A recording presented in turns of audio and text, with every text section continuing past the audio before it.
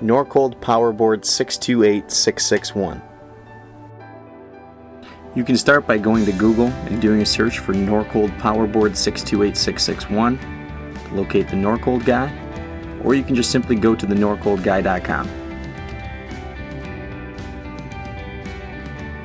The biggest difference you'll find between this new Norcold Powerboard and the older style Powerboard is the plug connector. 628661 has two separate plug connectors, a 6-pin plug connector at the top left and a 10-pin plug connector at the bottom. This Powerboard fits almost all Norcold refrigerators post 2006.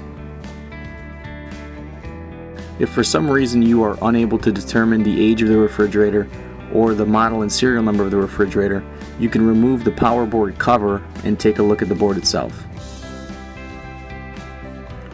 This is the only Norcold Powerboard that has two separate plug connectors. So, if you are seeing a 6-pin plug connector at the top left and a 10-pin plug connector at the bottom, this is the board that you need.